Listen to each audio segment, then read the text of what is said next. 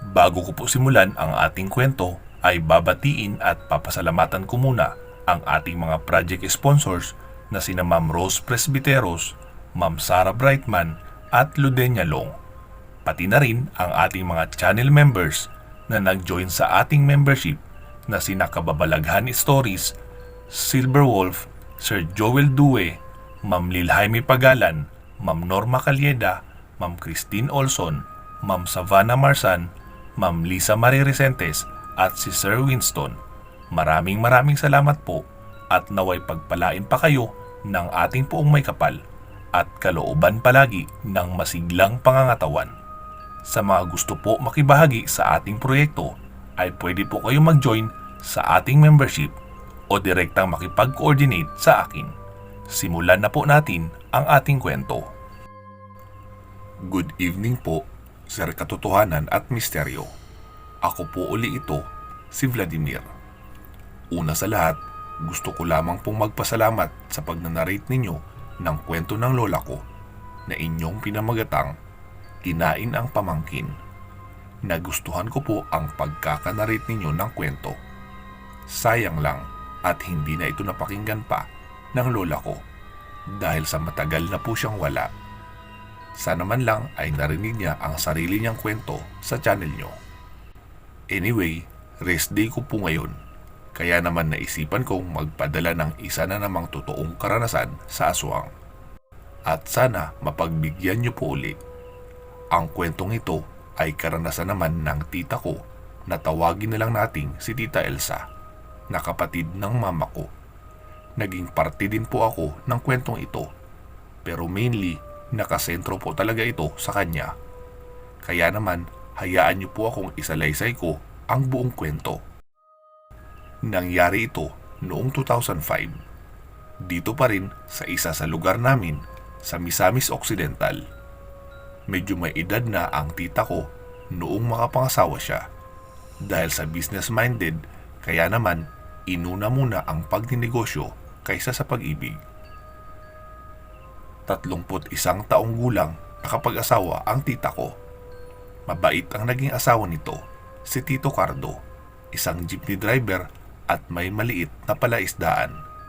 Sa kanya mismo ang jeep na pinapasada niya at ang tita ko naman ay may pwesto sa palengke, isang sari-sari store at bigasan. 4 na buwan na sila noong mag-asawa. Araw-araw inihahatid ni Tito Cardo si Tita Elsa sa tindahan bago ito mamasada ng jeep. Si tita mismo ang cashier ng kanilang tindahan.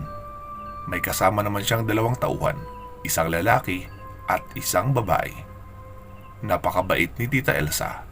Araw-araw, tuwing uuwi ito, mga mag-aalas 7 ng gabi, ay dadaan muna ito sa bahay namin para bigyan kami ng pasalubong. Minsan, pinapakain din niya kami ng hapunan sa kanilang bahay at doon na rin pinapatulog dahil nga sa wala pa naman itong anak at medyo nakakaluwag din sa buhay. Masaya at normal naman ang kanilang pamumuhay hanggang sa lumipas ang ilang araw ay may napapansin ang tita ko sa kanilang tindahan. Tuwing alas 3 ng hapon ay laging may isang matandang lalaki ang dumadaan sa kanilang tindahan. Medyo marungis ito at may tungkod. Maglalakad ito malapit sa kanilang tindahan at kung nasa harap na ito ay biglang hihinto at titingin ng matalas sa tita ko. Pagkalipas naman ng ilang segundo ay aalis din naman agad. Halos araw-araw ay ganito ang ginagawa ng matandang iyon. Medyo naiilang na nga dito si tita ko. Pero sa halip na pagalitan niya ito, ay pinabibigyan niya na lang ito ng pagkain o di kaya pera sa kanyang tauhan. Ngunit sa tuwing lalapitan nila ito, ay hindi naman ito nagsasalita at hindi rin ito tinatanggap ang kahit anumang bagay na ipinapabigay niya. Kaya naman, isinawalang bahala na lang ito ni tita. Pero napansin ito ng kaibigan niyang babae na may-ari din ng pwesto ng isang bigasan na nasa tabi lang din naman ng tindahan nila. Nilapitan siya nito at tinanong, "Hoy, Elsa, buntis ka ba?" Oo, Mare. 3 buwan na. Sagot naman ng tita ko, "Naku, Kaya pala, dagdag pa ng kaibigan niya. Bakit? Anong problema? Nagtanong ang tita ko.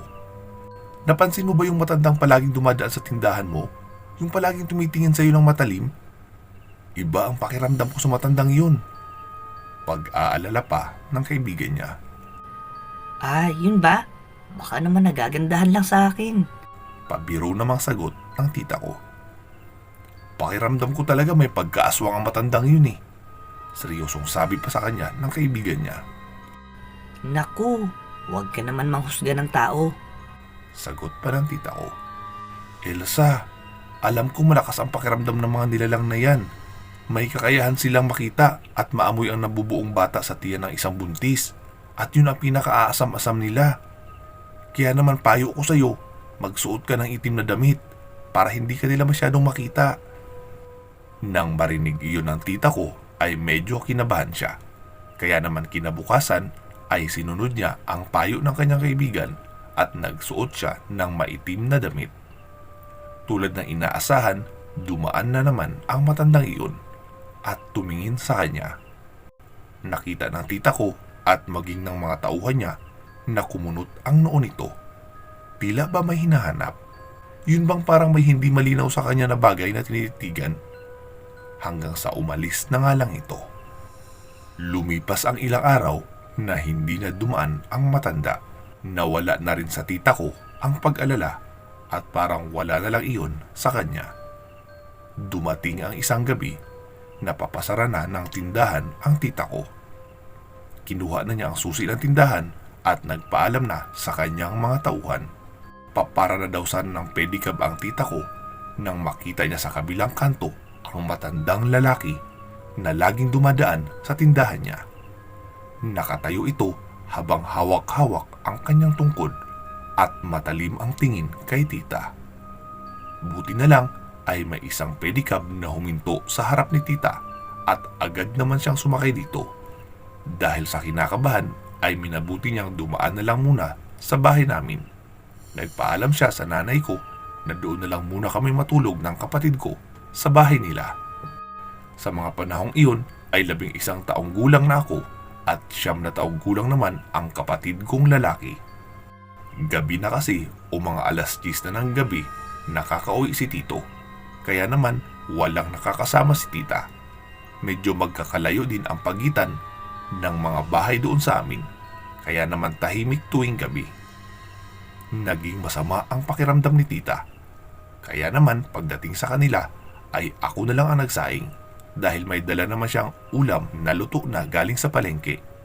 Nakahiga lang sa sofa si tita na halatang masama ang pakiramdam habang nanonood naman ng TV ang kapatid ko.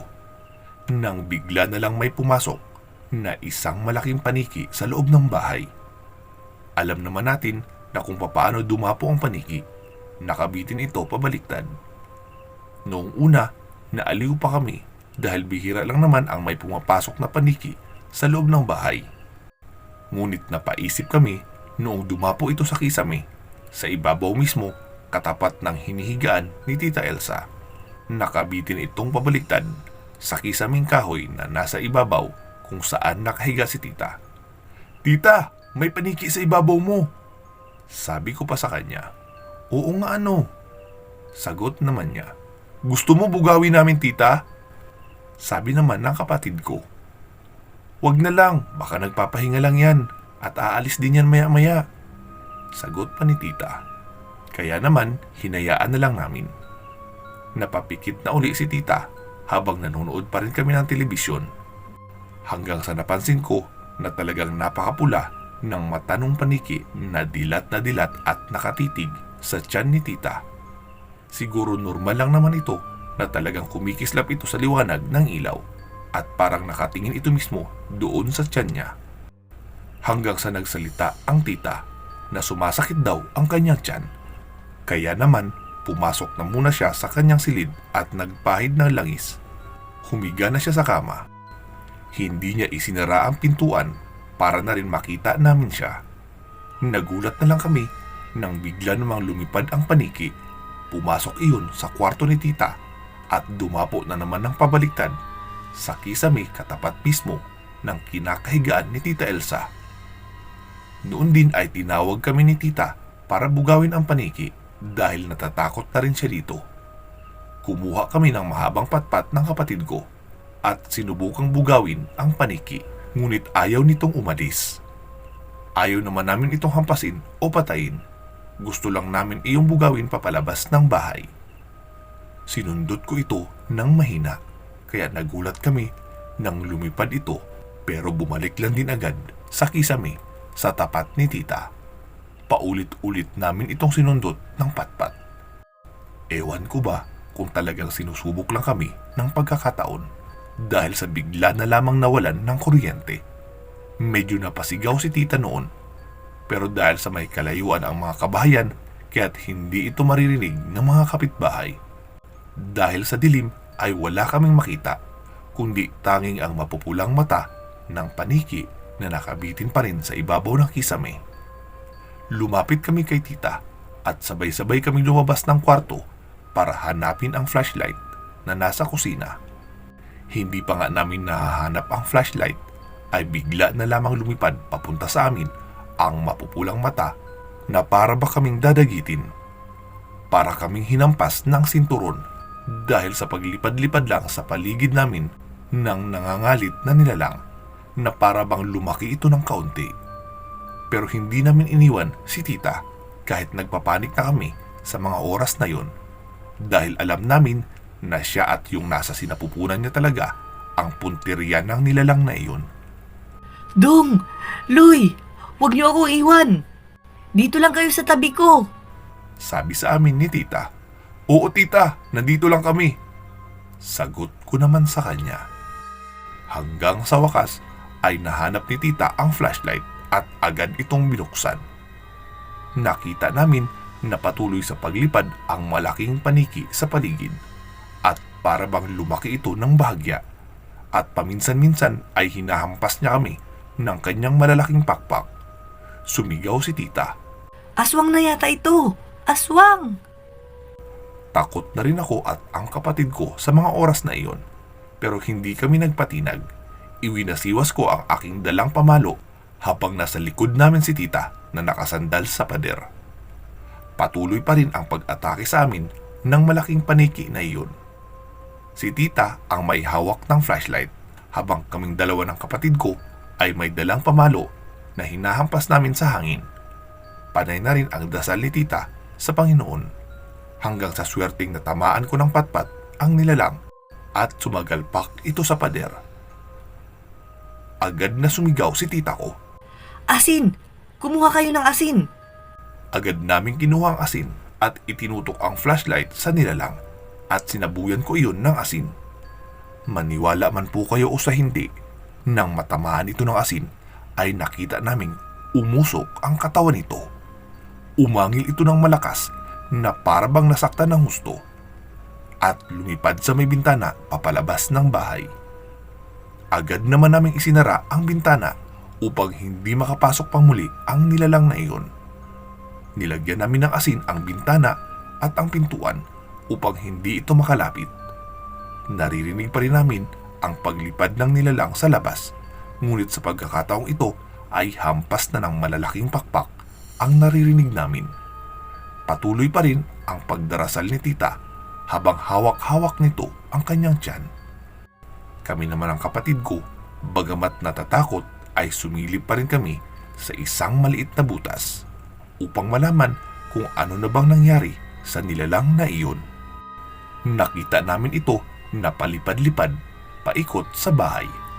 Bagamat mabilis ito, ay nakikita namin ang maitim nitong anyo na parang anino hanggang sa lumipad ito patungo sa puno ng mangga na nasa tabi lang ng bahay ni Tita.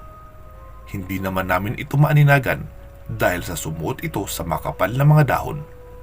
Hindi namin inalis ang aming mga mata sa puno. Ilang sandali lang, nagulat kami nang may anyong isang tao na tumalon mula sa taas ng puno ng mangga kung saan dumapo ang nilalang. Hindi kami maaring magkamali na isa iyong tao. Mabilis itong lumayo ng bahay at sumuot sa damuhan. Ngunit ang napansin namin ay para bang may hawak itong isang tungkod na parang matanda na kung maglakad. Ilang segundo lang ay may ilaw na kaming nakikita na papalapit sa bahay, ang jeep ni Tito. Sa wakas ay nakauwi na si Tito. Agad siyang pinagbuksan ni Tita at niyakap ng mahigpit habang umiiyak. Sinabi namin kay Tito ang lahat ng nangyari at talaga namang nag-alala siya ng husto kay Tita at sa magiging anak nila. Kinabukasan ay agad silang nagpakonsulta sa doktor.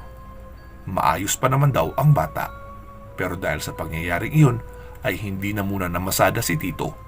Pinaarkila niya muna ang kanyang jeep sa kanyang kaibigan para masamahan si Tita sa bahay at sa tindahan habang nagbubuntis pa ito.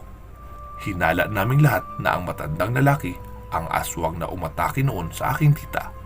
Binalak noon ni Tito na siya mismo ang lalapit sa matanda at natawa pa kami nang sabihin niya ang balak niyang gawin sa matandang iyon. Balak niyang maglagay ng bawang at asin sa bulsa niya bago lalapit sa matanda at magpapanggap na nasagi ito at iwiwisik niya dito ang dalang asin para malaman kung totoo bang aswang ba talaga ito. Pero hindi na iyon nangyari dahil mula noon ay hindi na nagpakita pang muli ang matanda hanggang sa maisilang ni Tita Elsa ang panganay nilang anak ni Tito Cardo. Hindi iyon ang unang pagbubuntis ni Tita. Dahil sa pangalawang pagbubuntis ni Tita ay muling nagbalik ang matandang aswang upang dalawin siya. Pero sa susunod ko na po iyon ikikwento kung mainanarrate nyo na itong kwento kong ito. Hindi po perpekto ang aking pagkasulat ng mga salita, kaya kayo na po ang bahala, boss. Marami pong salamat. Hanggang sa muli, ito po si Vladimir. Sa mga interesado po na sumali sa program ng channel natin na Share Your Story and Earn Cash, ay ipadala nyo lang po ang inyong mga kwento sa email address na ilalagay ko sa bidyong ito. Puntahan nyo rin po ang community post ko o i-email nyo na lang ako para malaman kung papaano at magkano ang maaari nyong kitain. Hindi po iyon pa kompetisyon at hindi rin paraffle.